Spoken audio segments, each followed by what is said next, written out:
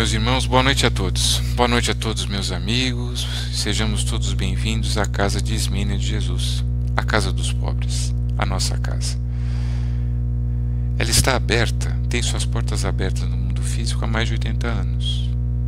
E vencendo os desafios que a pandemia impôs a seus trabalhos, ela também abre suas portas no mundo digital. Pode até parecer que nós estamos distantes uns dos outros, mas isso não é verdade. Porque os trabalhadores espirituais dessa casa estão acostumados a transformar o lar de cada um de nós em uma extensão deste porto seguro para todos nós viajantes a caminho da luz. Estejamos certos de que neste momento o lar de cada um de nós está recebendo a visita dos nossos irmãos espirituais. Eles estão aqui para arrecadar, para recolher as nossas preces. Então vamos pensar em Jesus e vamos entregar na mão dos nossos irmãos espirituais o que nos aflige, os nossos problemas, as nossas angústias, os nossos medos. E vamos pedir que eles levem a Jesus tudo isso em forma de pedido. Que o nosso pedido seja: Senhor, seja feito em nós segundo a sua vontade. Que nós possamos passar pelas dificuldades e que nós possamos manter a nossa fé. E vamos pedir também a Jesus que oriente o Evangelho da noite de hoje para que nós sejamos fiéis à sua palavra durante o estudo. Bom, gente, é a primeira vez que estou gravando um vídeo. Vai ter um monte de coisa errada, vou cometer vários equívocos, então, por favor, tenham paciência comigo. Me perdoem os vários enganos, os vários defeitos, né? Quando a gente está pessoalmente, conversando pessoalmente, é mais fácil, vocês já vão ouvindo e já vão relevando, já vão perdoando os erros, né?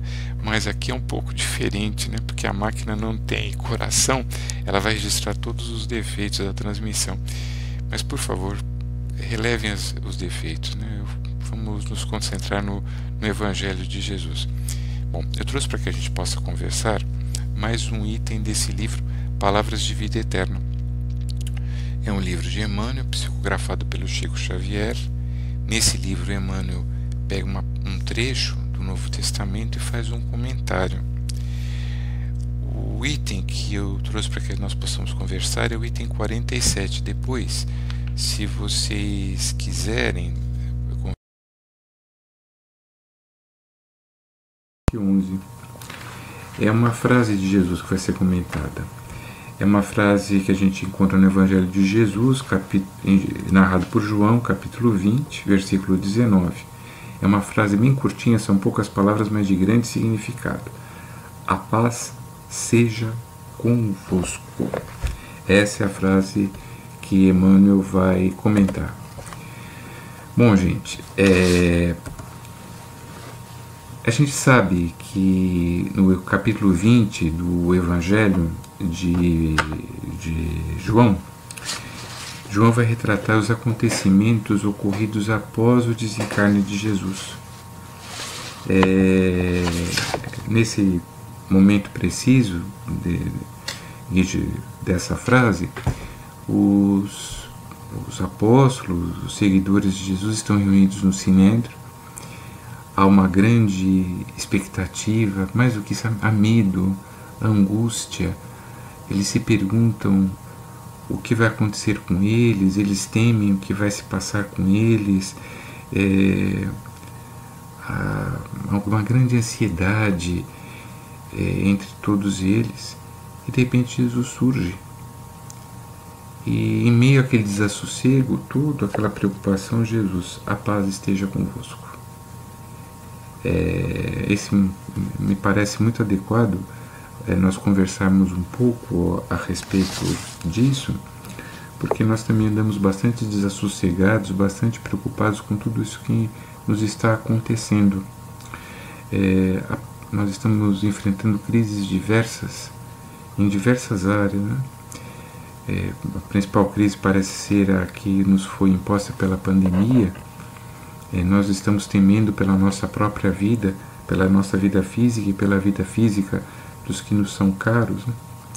E ao lado dessa pandemia, juntamente com ela, o quadro vai se agravando porque nós vemos que o tecido social está se esgarçando, nós estamos enfrentando uma crise política de grandes dimensões, né? Uma crise política gigantesca, de grandes dimensões, e tudo isso tem abalado também a economia. A economia não vai nada bem, nós estamos nos perguntando se nós teremos alimentos, se nós teremos o trabalho amanhã, e isso tudo está causando problemas, aflições, no meio das nossas famílias. As nossas famílias estão passando também por grandes dificuldades, por grave tribulação.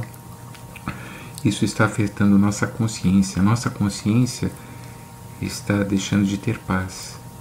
Já não conhece mais o que é a paz. É uma aflição constante, né? Uma agonia permanente, uma preocupação que não tem fim. Mas hoje também, meus amigos, é o dia de São Pedro, né? 29 de junho é o dia de Pedro. A tradição nos leva a lembrar a figura de Pedro, Pedro pescador, também hoje, no dia 29 de junho. São Pedro é uma figura formidável. Não há como a gente não ter uma imediata identificação com Pedro, né? Porque Pedro é um homem comum, é um homem do povo, é um homem como qualquer um de nós. Ele tem mulher, ele tem sogra, ele tem filhos, né? A Bíblia diz isso. O Evangelho narra que Jesus curou a sogra de Pedro. Pedro é pescador, não só um pescador, ele é um pequeno empresário, ele é um microempresário, ele é responsável por um barco de pesca e ele tem homens a seu comando, homens sob a sua responsabilidade, né? Pedro tem homens sob sua responsabilidade. Ele é responsável por prover a segurança e o sustento de diversas famílias. É um homem de poucas letras que vai construindo, ele vai se construindo, ele vai construindo sua vida. E de mero pescador, Pedro se transforma em herói, né? Pedro se transforma em mártir. Então é impossível a gente não se identificar com Pedro, porque ele é um homem bastante comum, é um homem do povo, é um homem como qualquer um de nós. Eu trouxe esse quadro do Sérgio Berber, que é um pintor brasileiro, um pintor paranaense, para que a gente pudesse se lembrar da figura simples e forte de Pedro, para que nós possamos lembrar o quanto a gente se identifica com ele. Muito bem. Pedro, ele, como dizia, era um homem comum, é um homem do povo, é um homem simples, e como qualquer homem do povo, como qualquer homem simples, ele sofre os agravos, ele sofre as dificuldades comuns de qualquer homem. Por exemplo, existe uma narrativa que se chama Os Atos Apócrifos de Pedro. Por que apócrifos? Porque eles não estão na Bíblia. É uma espécie de uma biografia de Pedro, mas que não foi recepcionada pelo cânone, né? Quando a Bíblia foi sistematizada, esses atos apócrifos eles foram excluídos, né? E por que aconteceu isso? Porque nesses atos apócrifos de Pedro existe um pouco de fantasia, algumas criações, algo de extraordinário. Pedro se transformou em um grande herói da cristandade, então as pessoas acabaram aumentando um pouco os feitos de Pedro, né? Mas nesse livro, por exemplo, existem trechos que são, sim, muito úteis, são muito úteis. Um desses trechos, por exemplo, diz que Pedro ele tem um agravo enorme, uma de suas filhas é raptada, né? E Pedro, homem simples, ele não pôde proteger sua família. Isso doeu demais a Pedro. Isso foi um baque muito sério em Pedro. E é justamente na vida de Pedro que nós vamos encontrar um outro episódio, um segundo episódio que eu vou utilizar para que a gente possa conversar hoje. Essa é uma imagem de Pedro, uma imagem de um pintor espanhol, de Giuseppe Ribeira. É uma imagem também muito bonita, me parece muito comovente, né? Bom, mas a passagem que eu vou contar de Pedro é uma passagem também bastante conhecida, que acabou ficando muito conhecida também por causa de um livro e por causa de um filme. É uma passagem chamada Covades. Bom, como a gente sabe, Pedro, isso está nos Atos dos Apóstolos, a certa altura da sua vida é convocado a Roma. Jesus mesmo determina que Pedro siga para Roma para continuar a tarefa do Evangelho, a tarefa de disseminar o Evangelho em Roma. E Pedro, em Roma, ele vai tomar uma residência muito simples, perto da porta de São Sebastião, onde já vivia Paulo, inclusive. E Pedro começa a pregar, e uma parte da pregação de Pedro é pela abstinência sexual. A gente sabe que a sociedade romana era muito licenciosa. O sexo não era bem sexo, era uma libertinagem que havia em Roma, e Pedro começa a falar contra isso. Pedro faz uma série de sermões e homilias e discursos contra essa luxúria que havia em Roma, e algumas mulheres ouvem Pedro. E essas mulheres, então, elas se afastam da luxúria de seus amantes e de seus maridos, e isso causa uma revolta muito grande, inclusive em homens extremamente poderosos em Roma, e eles se indispõem contra Pedro. Além disso, acontece também nessa época um fato extraordinário, que é o incêndio de Roma. Roma, no dia 18 de julho do ano de 64, é consumida por um incêndio. É um incêndio enorme, de grandes proporções. Para a gente ter uma ideia, na época, Roma era uma cidade grande, uma cidade de 5 milhões de habitantes, aproximadamente, né? Dividida em 14 distritos, em 14 bairros. Desses 14 bairros, dizem as fontes, 10 foram atingidos. 3 foram inteiramente queimados, foram inteiramente arrasados pelo fogo, que durou 6 dias.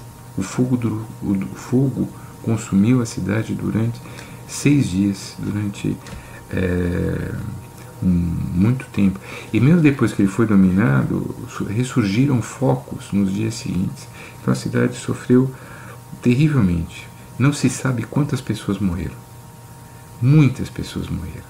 Muitas pessoas tiveram problemas sérios de saúde, queimaduras, tiveram problemas respiratórios gravíssimos, tiveram sequelas para o resto da vida. Muitas pessoas perderam entes queridos, muitas famílias perderam pai, mãe ou filhos. Foi uma tristeza enorme, uma tristeza gigantesca, né? Além disso, Roma o fogo lançou sobre o povo de Roma uma espécie de um véu de incerteza e de amargura, porque os depósitos romanos, onde eram guardados os víveres, os alimentos, os mantimentos, onde era guardado o óleo, onde era guardada a lenha, tudo isso foi embora. O fogo levou tudo, o fogo acabou com tudo. Então muitas pessoas perderam o emprego e perderam o meio de subsistência. Não sabiam mais como sobreviveriam, não haveria mais comida. A comida acabou. Foi uma tragédia de imensas proporções, de grandiosas proporções, né? E houve uma loucura enorme nos dias seguintes. E houve muito desespero, desesperança, medo, angústia, aflição. As pessoas estavam extremamente aflitas, né? E quando as pessoas estão muito aflitas, elas muito angustiadas, elas perdem a luz.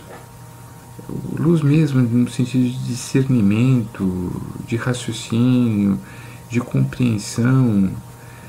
E isso foi muito ruim, porque o que se sucedeu nos dias seguintes ao incêndio impede até hoje que a gente saiba o que aconteceu.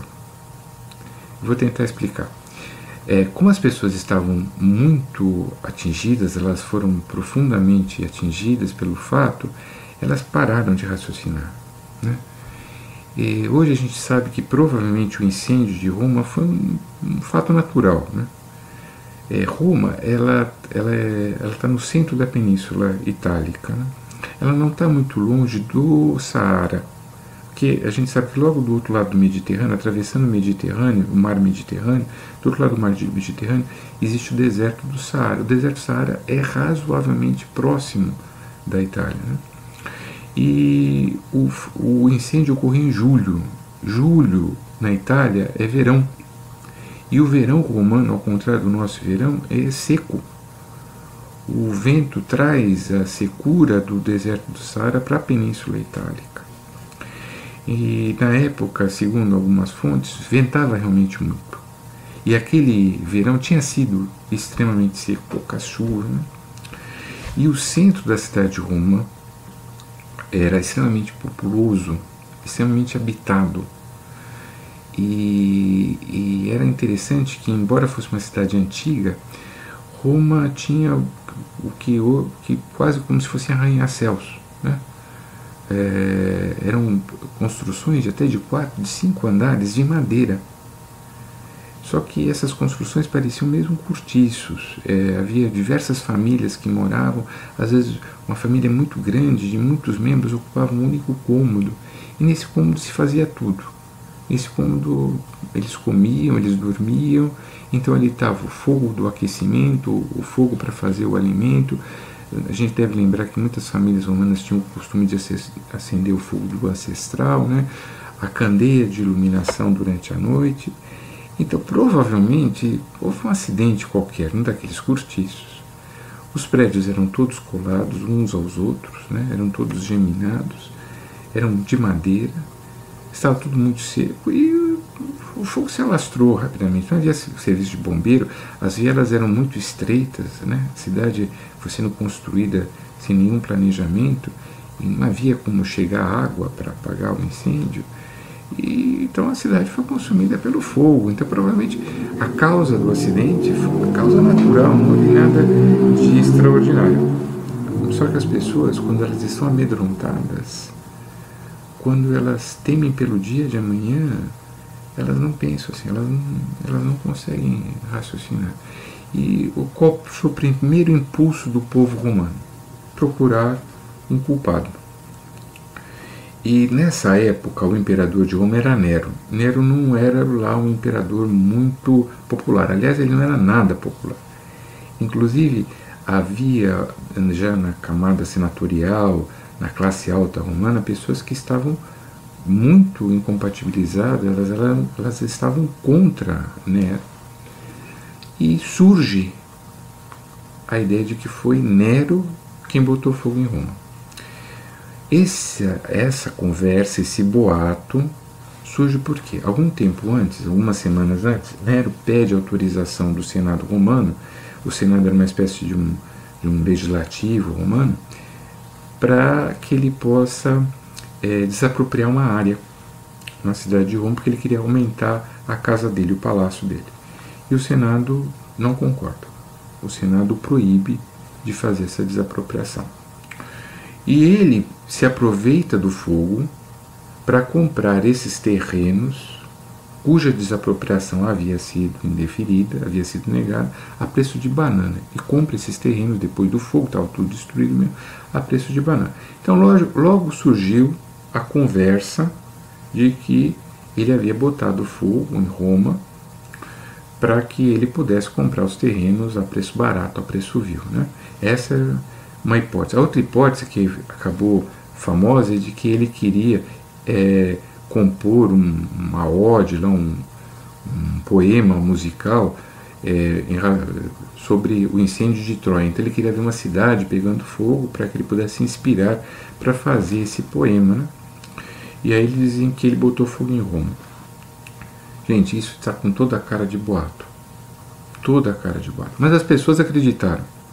Porque as pessoas, quando elas estão sem esperança, elas estão sem amanhã, elas estão muito preocupadas, elas estão receosas, elas estão com medo, elas não raciocinam. E elas acreditaram. Elas acreditaram, então foi o imperador, foi Nero quem botou fogo na cidade. Né? A casa dele queimou, inclusive, mas as pessoas acreditaram que havia sido ele que havia posto fogo em Roma.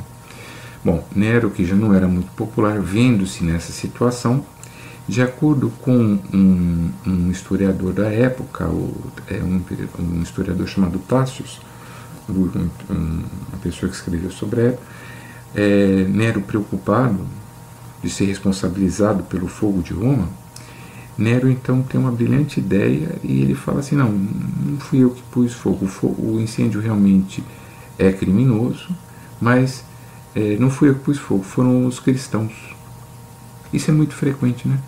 Porque quando a gente precisa de se desculpar, a gente arruma um bode expiatório, e o bode expiatório eram os cristãos.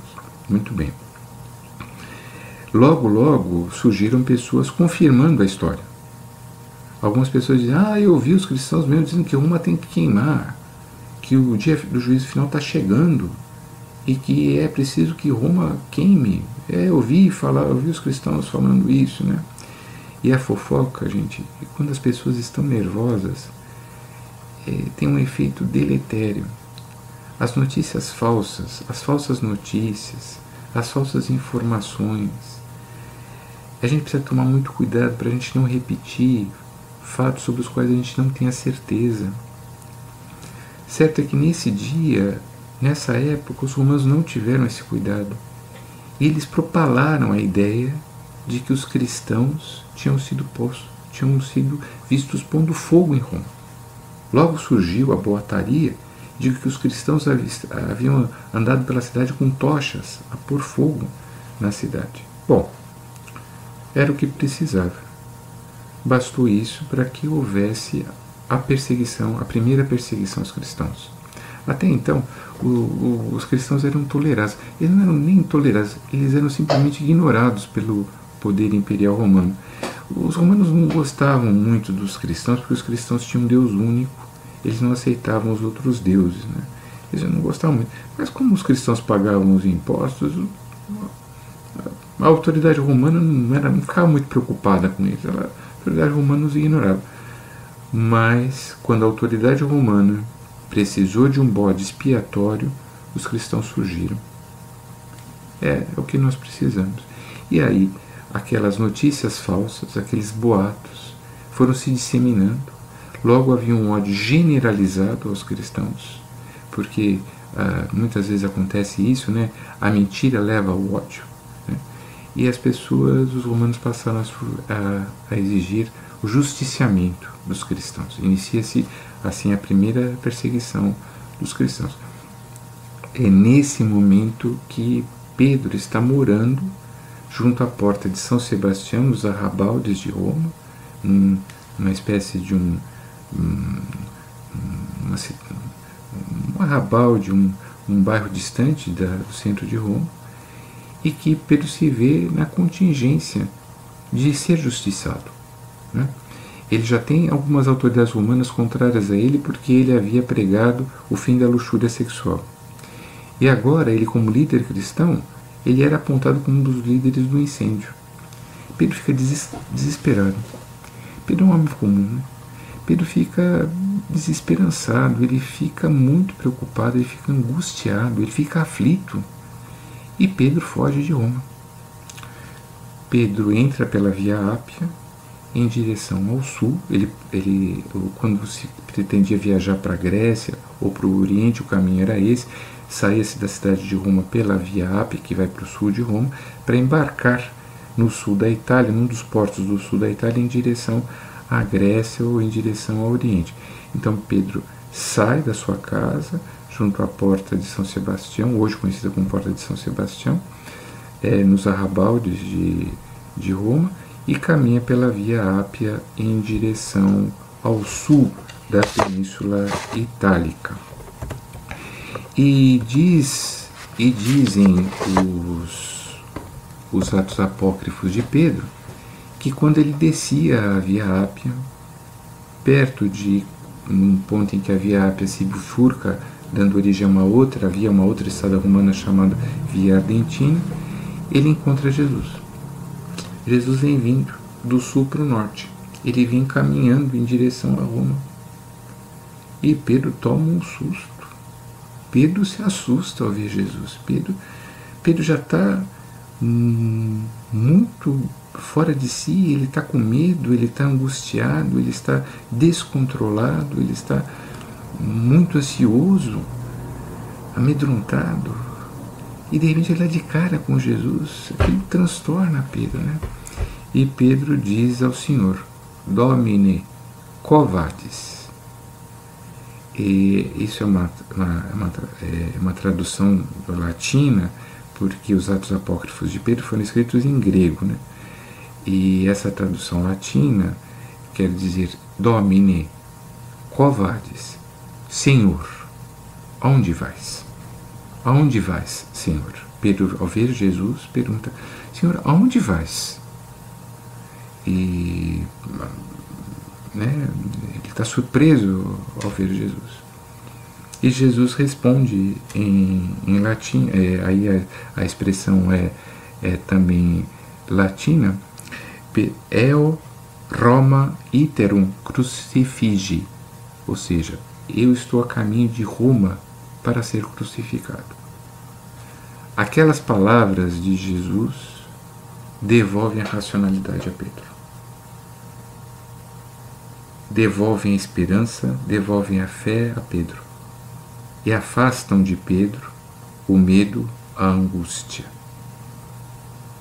Pedro retoma o raciocínio. Pedro compreende quem ele é. Pedro compreende a tarefa que ele deve realizar. E Pedro volta sobre seus próprios calcanhares e caminha em direção a Roma. Bom, gente, na verdade, esse fato, esse acontecimento está marcado até hoje por essa igreja nos arredores de Roma, que é a igreja de Santa Maria das Palmas. É Santa Maria das Palmas. Essa igreja, ela fica a mais ou menos 800 metros das portas de São Sebastião, em Roma, justamente onde se bifurcam a Via Ápia e a Via Ardentina, e parece haver algum fundamento histórico dessa história que é contada nos livros apócrifos de Pedro, porque encontrou-se nas proximidades dessa igreja uma inscrição, uma pedra, provavelmente na época de um dos primeiros papas, de São Damaso, dizendo que ali realmente morou Pedro e também morou Paulo, moraram Pedro e Paulo, né? Mas além disso, gente, essa igreja ela tem um aspecto histórico até anterior, sabe? Na verdade, essa igreja ela está num ponto próximo a Roma. Era um ponto, vamos dizer assim, de viragem para os romanos. Quando os romanos iam para o sul, eles iam viajar para a Grécia ou para o Oriente, os romanos paravam aqui e pediam proteção para a sua viagem. Pediam proteção aos deuses romanos, enquanto viajavam durante sua viagem. E quando eles voltavam, que eles começavam a avistar a cidade a partir deste ponto, eles agradeciam a proteção que eles haviam tido. Gente, as viagens elas são momentos de tribulação, do desconhecido. A gente vai ver novos horizontes, a gente conhece novas coisas, a gente sai da nossa zona de conforto e a gente caminha sobre novos lugares, a gente avança em direção ao horizonte, em direção ao desconhecido, e isso causa muita apreensão, causa muito medo, muita angústia, muita aflição, né? Então, os romanos já sabiam e já sentiam isso. E eles marcaram esse ponto que mais tarde vai coincidir com o ponto que é dado como local onde se deu essa conversa entre Jesus e Pedro, o ponto chamado até hoje de Quo vadis, ou seja, onde vais, Senhor? Que caminhos seguirás? Qual é a tua viagem? Qual é o teu caminho, Senhor? É esse local é esse ponto. E nessa igreja existiu até o século XIX uma inscrição em pedra, uma inscrição em lápide, que dizia mais ou menos o seguinte: pare de andar, viajante, e entre neste templo, e aqui irá encontrar a pegada de Jesus. O que quer dizer essa frase, né? Quer dizer, essa frase, na verdade, convidava o viajante a conhecer essa relíquia. Diz a tradição que quando Jesus parou sobre o mármore da Via Ápia para conversar com Pedro, os pés de Jesus gravaram o mármore. E essa lápide, esse pedaço de pedra que teria sido gravado pelos pés de Jesus, está lá até hoje. Essas são as palmas ou plantas, a igreja chama Santa Maria das Palmas ou Santa Maria das Plantas. Não são plantas de vegetais, não é isso? São essas plantas. São as plantas dos pés de Jesus. A gente não sabe quanto é de verdade. Há quem diga mesmo que isso foi um voto romano antigo, de algum romano que retornou de uma viagem muito longínqua, em que correu muitos perigos, muitas dificuldades, e quando ele chegou a Roma, ele, como se fosse um voto, os votos já existiam no tempo de Roma, né?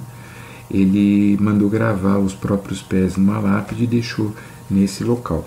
Mas durante séculos e séculos, e até hoje, essa lápide ela é visitada por cristãos, porque essa lápide lembra a passagem de Jesus sobre a terra. É uma das memórias que nós temos da passagem de Jesus pela terra. E nós não podemos esquecer do convite.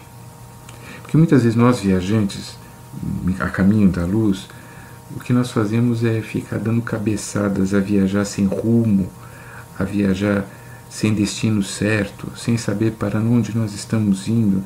Nós estamos dando cabeçadas por aí, só aumentando nossa aflição, nossa angústia, o nosso medo, o nosso desassossego. Quando, na verdade, a grande viagem é a viagem anterior. Vamos lembrar do convite que está escrito na porta da igreja de Santa Maria das Plantas. Pare de andar, viajante. Pare de andar inutilmente. Pare de gastar suas energias inutilmente com o medo, com a angústia, com a aflição, afligindo-se por coisas passageiras, coisas transitórias, coisas da matéria. Entra no templo sagrado. O templo sagrado que é você mesmo. Porque é no teu interior que está Deus. Deus está no seu interior. É no teu interior que Deus fala mais diretamente a você. É no teu interior que você encontrará a pegada de Jesus, ou seja, você encontrará o caminho certo. O caminho certo é você colocar o teu pé onde Jesus pôs antes o pé dele. O nosso caminho certo é colocar os nossos pés sobre as pegadas de Jesus. As nossas plantas sobre as marcas que as plantas de Jesus fizeram sobre a terra. Esse é o caminho, esse é o verdadeiro caminho. Hoje nós estamos especialmente atarantados, né? Nós temos uma série de dificuldades, nós estamos todos com muito medo, muita angústia, muita aflição. Nós estamos muito preocupados com a nossa vida, com os nossos afazeres. E nós estamos gastando muito da nossa energia. E nós não estamos encontrando o que nós esperamos, que é a esperança. O que nós buscamos, que é a esperança, que é a fé e que é o amor. Nós não estamos encontrando isso. É uma coisa interessante, as pessoas de Roma, depois do incêndio, depois que elas incitaram as autoridades, e as autoridades romanas, depois que incitaram o povo a perseguir os cristãos, eles não perderam a sua aflição. Eles continuaram nervosos, angustiados, temerosos, sempre temendo, sempre ansiosos pelo dia de amanhã, sem paz. E os cristãos, misteriosamente, que não tinham absolutamente nada, e que estavam, inclusive, dando a própria vida durante os flagelos, muitos sendo torturados, decapitados, crucificados, levados às arenas para serem comidos pelos animais selvagens. Muitos foram queimados vivos, açoitados até a morte. Como Pedro, que foi crucificado de cabeça para baixo, Paulo, que foi decapitado, Simeão, que a gente encontra no livro Há 2000 anos, que foi açoitado até a morte, Estevão, que foi lapidado até a morte, como a gente encontra no livro Paulo e Estevão, esses dois últimos livros de Emmanuel, Psicografia de Chico Xavier. Essas pessoas misteriosamente tinham a paz. Elas que não tinham mais nada, tinham a paz. Porque elas haviam colocado seu pé sobre as plantas de Jesus. Elas haviam entrado no seu templo interior. Elas haviam encontrado a pegada de Jesus. E elas haviam colocado seus pés sobre as pegadas e caminhado, trocado os pés uns após os outros, seguindo as pegadas de Jesus. E elas encontraram a paz. A paz que os romanos que fizeram a perseguição não tiveram, não conheceram. Enquanto os romanos continuaram a ser açoitados pela angústia, pelo medo, os cristãos encontraram a paz, a vida, a esperança, a fé, seguindo o caminho de Jesus. Gente, falar assim, pô, o que é isso? Então a gente precisa ser crucificado para a gente poder encontrar a paz? Não, pelo amor de Deus, acho que não é isso não. Não se trata exatamente disso. Mas, gente, é a nossa tarefa do dia a dia. A cada tarefa que se abre diante de nós, a cada dificuldade que se apresenta, a cada desafio, a cada dor, é hora de entrarmos no nosso santuário interior, no nosso templo sagrado interior, encontrarmos ali com Jesus e perguntarmos a Jesus o que fazer, como enfrentar aquela dificuldade, como resolver aquele problema, como suportar aquela dor, como vencer aquele desafio, sem angústia, sem medo, mas na paz que Ele nos trouxe. Isso é interessante, porque quando Jesus entra no Sinédrio, Ele não apenas faz uma saudação, dizendo, a paz esteja convosco. Ele traz a paz. Ele instala a paz em meio aos seus discípulos. E já encerrando, gente, voltando agora ao Emmanuel lembra que a paz, nós encontramos a palavra de paz de Jesus no início de sua trajetória e no final de sua trajetória como encarnado. Porque quando Jesus é colocado na manjedoura por Maria de Nazaré, os anjos aparecem no céu e dizem, glória a Deus nas alturas, e paz na terra aos homens humildes e de boa vontade. Depois, no final de sua trajetória, após ter cumprido as suas tarefas, Jesus vira seus discípulos e diz, a paz esteja convosco. Vamos permitir que Jesus traga a sua paz para dentro de nós. E vamos pedir para que Jesus nos oriente, nos encha de fé, nos encha de esperança, para que nós possamos encarar esses nossos desafios atuais, da melhor maneira possível, para que Jesus seja essa luz que nos traz a paz, nos traz o raciocínio, nos traz o discernimento, para que Jesus seja a nossa paz, para que nós possamos vencer as nossas dificuldades atuais. Meus amigos, um grande abraço. Que Jesus esteja no coração e no lar de cada um de vocês. Estejam certos de que Jesus vencerá sempre e a paz será instalada sobre toda a terra. Forte abraço. Até a próxima. Tudo de bom.